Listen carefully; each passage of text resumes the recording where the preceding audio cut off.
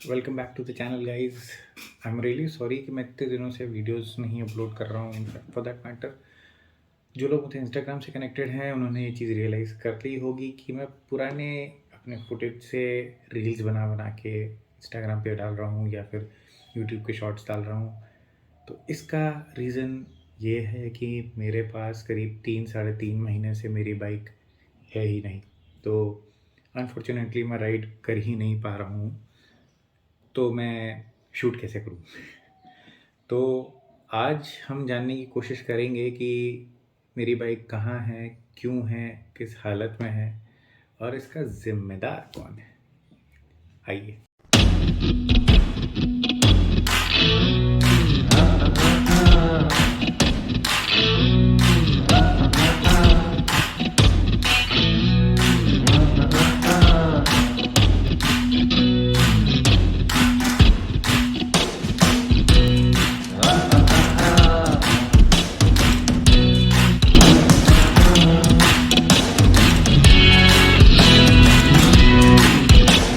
तो गाइज़ हमारी ये कहानी स्टार्ट होती है करीब somewhere in first week of सितंबर। तो मैंने एक राइड की ही थी, छोटी सी राइड। और जैसा आप लोग को पता होगा कि मेरी एक फोक सील फटी हुई थी, जिसकी वजह से मैं 2 बार चक्कर अपने लोकल डीलर में ऑलरेडी लगा चुका था। अनफॉर्चुनेटली उन्होंने प्रॉब्लम थोड़ी बढ़ा के और दे दी थी, बट प्रॉब्लम सॉल्व नहीं की थी। तो उसी के चक्कर में मेरे को लगा कि मुझे उनसे फिर से एक बार रिक्वेस्ट करनी चाहिए। तो मैंने उनसे कनेक्ट किया और इवेंचुअली मुझे बताया गया कि मेरा जो फोक सील है उसको लगाने के लिए मुझे एक टेक्नीशियन जो है वो मुझे इंदौर से बुलाना पड़ेगा। और इंदौर से एक टेक्नीशियन बुलाने का मतलब है जो चीज़ आपकी सर्विस 7 या 8 हज़ार में हो रही है वो आप आराम से 15 से 16 हज़ार में करोगे, क्योंकि वो आने और जाने के आपसे चार्जेस भी लेंगे। नाउ अगर आप टेक्निकली देखो तो शायद एक सुपर बाइक के लिए ये सब चीज़ जस्टिफाइड है, बट माय प्रॉब्लम वॉज कि मुझे सर्विस नहीं करानी थी। मुझे सिर्फ और सिर्फ फोक सील चेंज कराना था, जो कि मेरे पास ऑलरेडी था। फोक सील एंड फोक ऑयल मेरे पास ऑलरेडी था। तो इवेंचुअली अगर आप बात करें टेक्निकली तो मुझे सिर्फ और सिर्फ उसका इंस्टॉलेशन करवाना था एंड हेंस मुझे उनकी हेल्प चाहिए थी। अनफॉर्चुनेटली वो चीज़ मेरे लिए सूटेबल नहीं थी कि मैं एक वहाँ से टेक्नीशियन बुलाऊँ। एक 500,000 रुपये का लेबर के चक्कर में मैं 16,000 रुपये पे करूँ।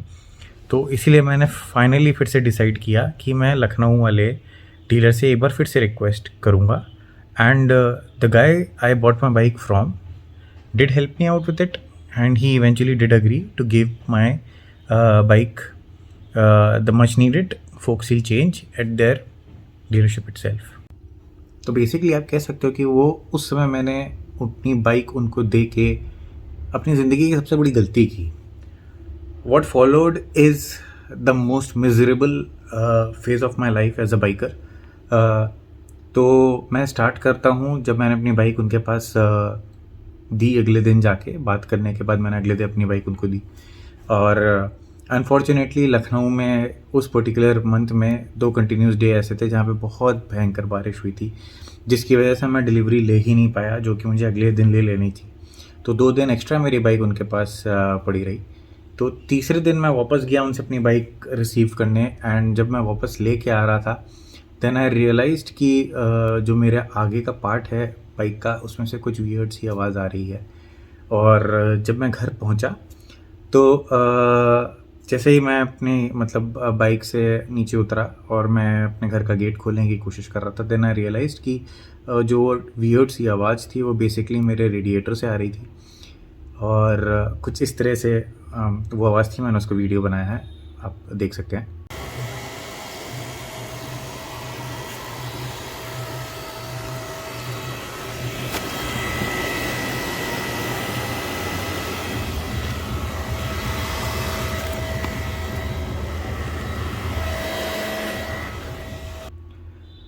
तो जैसा कि आपने देखा है वो आवाज़ की वजह से मैंने उनको वापस कॉल किया अपने डीलर को, और मैंने उनसे बोला कि बॉस मुझे नहीं मालूम कि फोक सील से रेडिएटर का क्या रिलेशन है और आपने क्या किया है जिसकी वजह से मेरे रेडिएटर में से आवाज़ आना चालू हो गया है। तो जो भाई साहब थे उन्होंने बहुत आराम से मुझसे बोला कोई बात नहीं है सर, आप आइए, हम आपकी बाइक को केटर करेंगे। और मैंने 1 घंटे के अंदर बाइक उनके पास वापस पहुंचा दी। मुझे बहुत ज़्यादा गुस्सा आ रहा था, तो मैं खूब चिल्लाया उन पे कि हाउ इज़ इट पॉसिबल कि आपको फोक सील के लिए दी जाए और आप ये चीज़ ख़राब कर दो बाइक का। तो इवेंचुअली फिर जब मैं उनके पास वापस दे के आया तो उन्होंने 2 दिन मेरी बाइक रखी और मेरे को ये फिर से बोला कि अब हम जो 2 दिन रख रहे हैं उस चीज़ को सॉल्यूशन निकालने का कोशिश कर रहे हैं कि वो क्यों हो रहा है।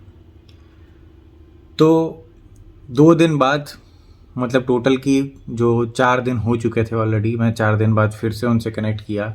5वें दिन मैं उनसे बोला कि मुझे मेरी बाइक चाहिए। तो उन्होंने 5वें दिन की करीब दोपहर के 2 या ढाई बजे उन्होंने अपना एक बंदा भेजा और मेरे घर पे मेरी बाइक डिलीवर हुई। और the first thing that I noticed was कि वो आवाज़ थोड़ी कम हो गई थी, बट अब एक नया प्रॉब्लम चालू हो गया था कि मेरी बाइक जो है वो हीट कर रही थी। अगर आप एक इनलाइन 4 की बात करें इंजन की, तो जो बेसिकली बड़े इंजन्स होते हैं, स्पेशली इनलाइन 4 इंजन्स, वो ऑब्वियसली नॉर्मल बाइक से, जो आपके कंप्यूटर सेगमेंट की बाइक्स होती हैं, उनसे बहुत ज़्यादा हीट होते ही हैं। बट एक इनलाइन 4 का भी एक कैरेक्टर होता है, एक सर्टेन डिग्री तक हर एक बाइक जो होती है वो हीट अप करती है। सिंस मेरी बाइक मेरे पास 1 साल से है, तो मुझे पता है कि मेरी बाइक कितने किलोमीटर चलाने पे कितनी हीट अप होती है, और इसीलिए वो मेरे को थोड़ा अजीब लगने लगा। और जब मैंने उसका जो वो आपका टेम्परेचर गॉज था, मैंने उसकी तरफ देखा, तो मैंने नोटिस किया कि उसमें 5 बार्स होते हैं जो मैक्सिमम होते हैं, वो 5 के ऊपर जाके ब्लिंक कर रहा था। 5 is the most that a bike can reach और रादर शुड रीच। वो 5 के ऊपर जाके वो 5वां जो है वो ब्लिंक कर रहा था, मतलब कि वो जितना भी टेम्परेचर हैंडल कर सकता है वो रेडिएटर और रादर वो इंजन, वो उस टेम्परेचर तक पहुंच चुका है। And it is not a good thing for me to be riding at that particular temperature. तो जो भाई साहब मेरे साथ थे, जो बाइक लेके आए थे, मैंने उन चीज़ को ये नोटिफाई किया, तो उन्होंने एक बहुत ही डम सी मेरे को एक एक्सक्यूज़ दी कि भाई साहब ये इसलिए हो रहा है कि हमने उस पर जो है इंजन केसिंग पे वैक्स पॉलिश लगाई है, इसलिए वो थोड़ा हो रहा है, और उसके बाद जो है आप आधा 1 घंटा इसको रखेंगे, ठंडी हो जाएगी, ये नॉर्मल हो जाएगी। तो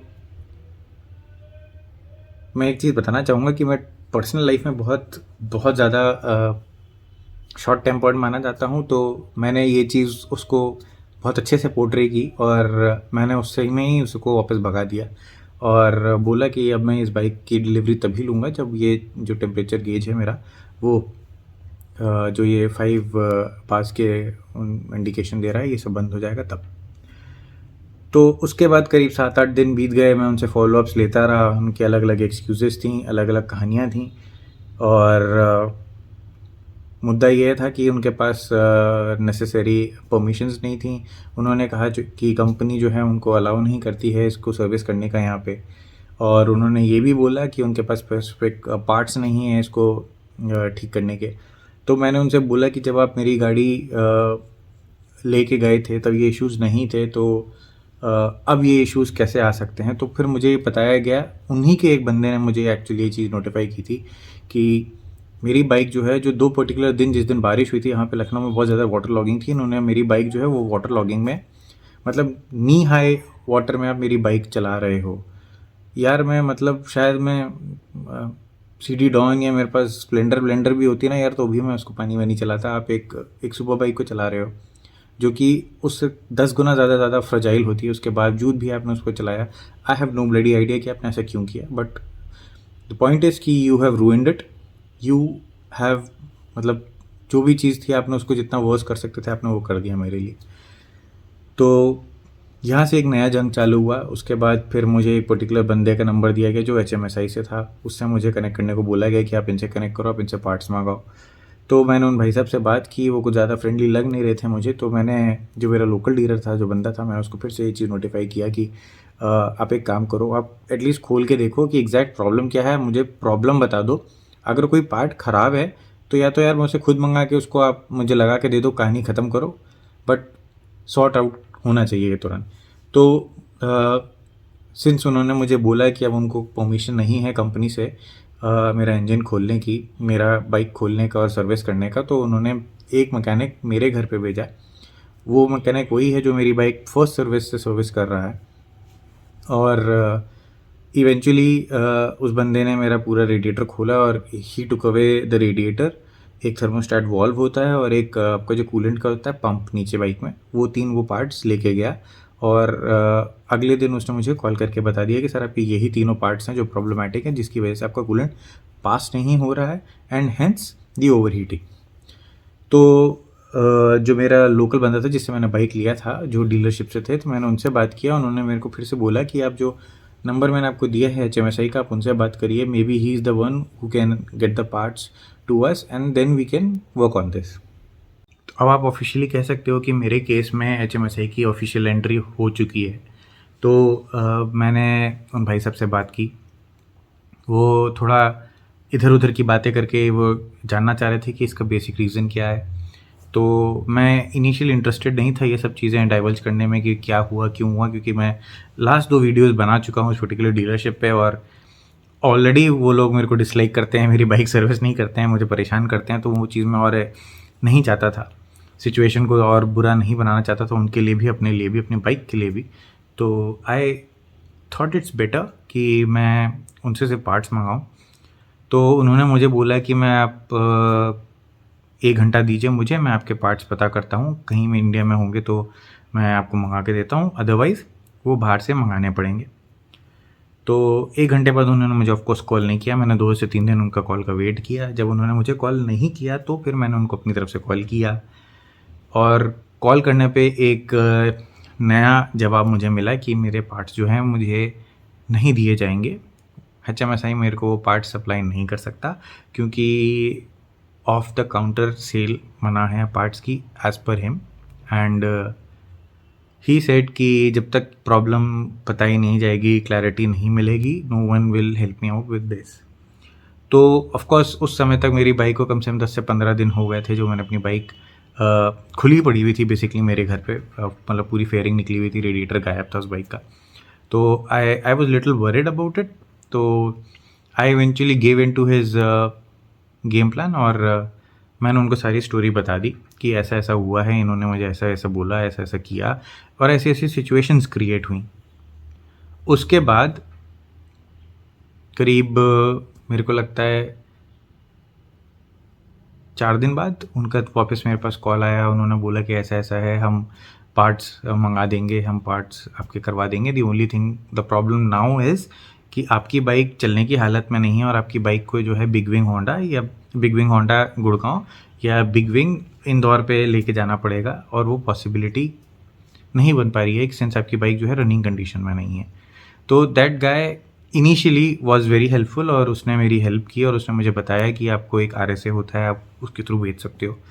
तो इवेंचुअली मैंने डिसाइड किया कि मैं इंदौर की जगह मैं गुड़गांव भेजूँगा बिग विंग, क्योंकि बिग विंग से ही मैंने पहले अपने जो फोक सील लिया था गुड़गांव से ही लिया था और since I travel to Delhi NCR very frequently, I thought it's better for me to get it service there because personally भी मैं एज अ सिटी भी अगर दिल्ली और इंदौर के प्रोफेशनलिज्म को भी रेट करूँगा तो आई वुड से big wing Gurgaon rates at least 1000 times better than Indore in my personal opinion obviously.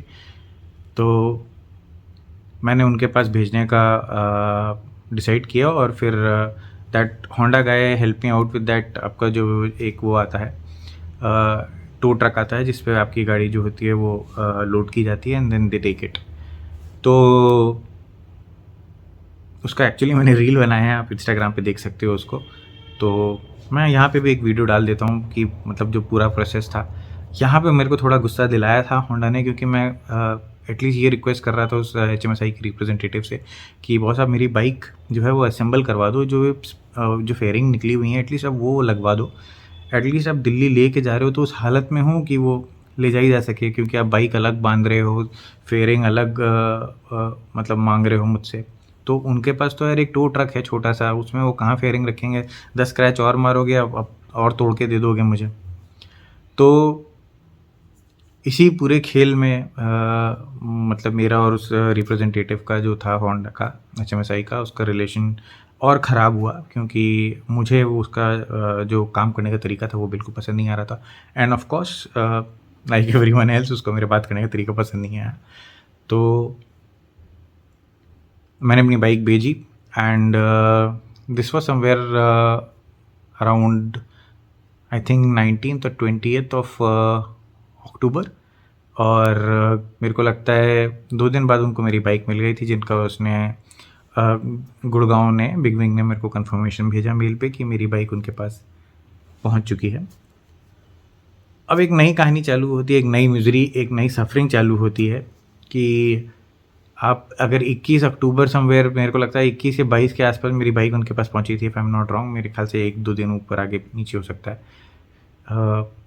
उसके बावजूद भी मेरी बाइक मतलब उनके पास आज मेरे ख्याल से आज क्या है, 25 नवंबर है। मतलब कैन यू बिलीव इट, 25 नवंबर है और आज भी मेरी बाइक गुड़गांव बिग विंग में पड़ी हुई है। और आज फिर वो पूरा जो विशियस सर्कल था कि पार्ट्स नहीं हैं, ये आ नहीं पाए हैं, वो नहीं आ पाया है, उसका एक नया सेशन स्टार्ट हो गया है, क्योंकि अब उन्होंने मेरा जो इनिशियल पार्ट्स थे जो बाहर से इंपोर्ट कराने थे वो आ गए हैं। अब एक नया स्टोरी है कि मेरे पास कूलेंट नहीं है जो मैं आपकी बाइक में भर सकूं। तो आपने रेडिएटर मंगा लिया, आपने उसका पंप मंगा लिया, बट आपने कूलेंट नहीं मंगाया। How brilliant bro.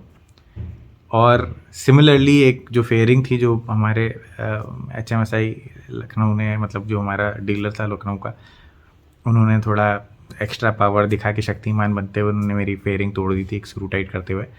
तो उनको रिप्लेस करानी थी वो। तो वो भाई साहब उन्होंने फेयरिंग तो मंगा ली, बट उसके जो इंटीरियर पार्ट्स होते हैं फेयरिंग के जिससे वो बाइक से जुड़ते हैं फॉर दैट मैटर, उन्होंने वो नहीं मंगाए। तो अभी का करंट सिचुएशन मेरी ये है कि मेरी बाइक 3.5 महीने से मेरे पास नहीं है। मैं अपनी बाइक 3.5 महीने से नहीं चला पाया हूँ और पिछले समवेयर अराउंड 1 महीना 10 दिन से तो मैंने अपनी बाइक देखी ही नहीं है। और आज भी मैं यही अपडेट पे हूँ कि मेरी बाइक का कूलेंट नहीं है, मेरी बाइक के पार्ट्स नहीं हैं फेयरिंग के। जब तक वो नहीं होंगे तब तक मेरी बाइक पूरी असेंबल नहीं हो सकती, मेरी बाइक स्टार्ट नहीं हो सकती। और जब तक मेरी बाइक स्टार्ट नहीं हो सकती तो वो ना मैं लेने जा सकता हूँ ना वो भेज सकते हैं। तो if you really ask me, this has been a very very bitter experience owning a CBR all over again. मतलब मेरे पास शायद लखनऊ की सबसे पहली CBR थी 250R when it launched way back in 2011। और आई owned Kawasaki's in between. I owned couple of Ninjas, and I always wanted to go back to Honda because Honda का जो engine होता है यार, आप वो बुलेट प्रूफ है। मतलब I'm not saying कि Kawasaki's are not good, but Honda is Honda यार। मतलब आप Kawasaki is more aggressive and Honda is more relaxed and way more stable. End of course if you talk about 650R तो यार एक वो एक value for money package है, आपको एक एवरीडे सुपर बाइक है, जिस तरह से वो मार्केट करते हैं वो बेसिकली है। This is something that Honda really needs to work out, क्योंकि आप जो लेम लोगों को डीलरशिप दे देते हो which end up screwing the product, तो Honda needs to realise this कि eventually they are the ones जिनका वो प्रोडक्ट है और जिसको वो डीलर रिप्रेजेंट कर रहा है। तो they should be really really choosy when they decide on a particular dealer, क्योंकि जो मैन पावर है, जो आदमी सर्विस कर रहा है, जो सेल्स का बंदा है, उनकी उस पर्टिकुलर बाइक के बारे में जो नॉलेज है वो बहुत डेंजरस है। अगर आपकी बाइक की नॉलेज कम है तो आप बाइक को रूइन भी कर सकते हो, जैसे कि मेरे केस में हुआ। आपका एटीट्यूड आपके काम की तरफ सही नहीं है, आप एक्सप्लॉइट करना चाहते हो जो आपके पास पावर है लोगों की बाइक्स की, आपके पास बाइक्स पहुंचती हैं, आप उसको पर्सनल यूज़ में यूज़ कर रहे हो, तो ये एक बहुत गलत चीज़ है। जैसा मैंने कहा, Honda really needs to pay attention to all this. And I would say कि अभी मेरे पास और कोई ऑप्शन नहीं है यार। मैं I am just playing the waiting game. Let me see if the bike comes back to me in this year. अगर मेरी बाइक मेरे पास आएगी तो I really need to take a call now कि if I really want to have it now, because going forward मुझे ये पता है कि मैं लखनऊ में सर्विस नहीं करा सकता उसको। और मुझे नहीं मालूम कि इज़ इट रियली वर्थ कि मैं 17 हज़ार की छोटी छोटी चीज़ों के लिए, फोक सील के लिए या फिर अपने इंजन ऑयल को फ्लश कराने के लिए 16-17 हज़ार पे करूं। अगर आप एक पूरी सर्विस कराते हो जो ओवरऑल बाइक की होती है, मतलब आप इंजन ऑयल चेंज करा रहे हो, आप ऑयल फिल्टर चेंज करा रहे हो, आप अपना एयर फिल्टर क्लीन करा रहे हो, तो it makes a lot of sense. But छोटी छोटी चीज़ों के लिए अगर आपको बाहर से भी बुलाना पड़ रहा है तो it's not really a good thing. तो आई थिंक आज के वीडियो यहीं तक रखते हैं। काफ़ी लंबा हो गया है। और जैसा मैंने कहा, अभी मेरे पास कोई ऑप्शन नहीं है। I am really sorry. I try to bring some things related to my life, maybe something related to the places that I visit, but unfortunately it's not going to be about my bike and my journey with it, because as I said, I have not got my bike for the last 3.5 months. तो आज का video यहीं तक का रखते हैं and अगली video में मिलते हैं, कीपिंग अ फिंगर्स क्रॉस्ड कि भाई बाइक हमको हमारी बाइक मिल जाए।